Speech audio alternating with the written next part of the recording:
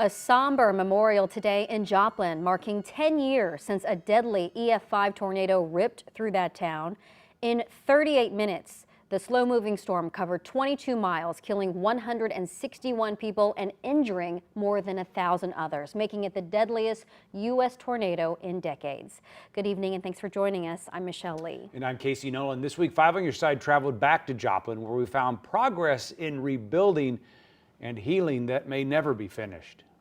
It was a mile wide and 13 miles long, right through the heart of Joplin, wiping out nearly everything in its path, leaving behind a pain of loss maybe too deep to ever really know. I'm down here looking to see if maybe my friend might have taken cover. There was a pillow on top down here too, so I was hoping that maybe she'd grabbed a pillow and taken cover. A slow-moving tornado with record-breaking winds in its rotation, an EF5 in May of 2011 that changed Joplin forever. 10 years later, there are still scars from the storm and signs of a town rising from it. So it felt never ending for a while. And now it's just wild to drive down roads and not remember what was there. We first met Mariah Stone when she was going into her senior year in high school, just after the tornado. Her family and most of their home were spared. We just said our goodbyes and in that closet. And we were fortunate. I mean, people down the street, their houses are gone. They spent the next several months after the tornado rebuilding their home after school and jobs. This gets hard. It's not much of a house, it's not a mansion, but I can just see my grandkids coming over here someday. If I could go back then, I wish it would have never happened for everyone. But I think that there has been some good that you can look that has came out of it.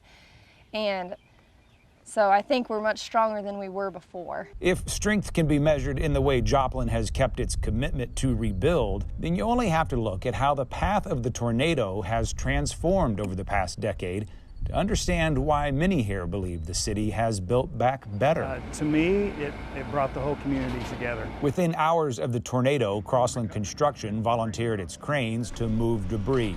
In the 10 years since, the company has been part of Joplin's more than $2 billion construction boom. Joplin proper is exploding. Not all of that is rebuilding from the tornado, I No, gather. no, it is not. But I look at it as a continuance. I look at it as Joplin's way of saying, you know, you can't hold us back, you can't stop us. Where Joplin's high school was destroyed, a world-class campus now stands. Where it once was hard to see an end to the rubble, Joplin has now averaged 5 new homes a week for the past decade. While other changes have been smaller and even bigger at the same time. Yes, a lot. In the best way ever. Mariah is now a wife and mother living in a new home built in the tornado's path. I just want to say I'm glad that I lived. I am. I've got a son-in-law and a grandson, and so I'm glad that we were not one of the 169.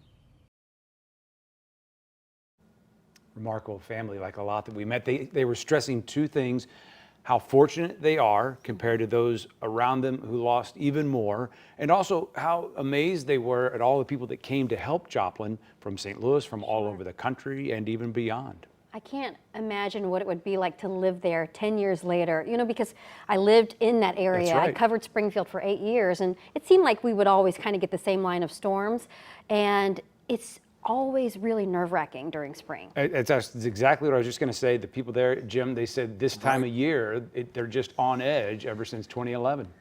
Yeah, I can imagine. Even as a kid here in St. Louis growing up, there was back in 1980, it was an F3 that hit our neighborhood. And again, something you'll never forget. So I can't even imagine the Joplin in EF5, which is the highest category you could get, hitting that area. So how frightening that must have been.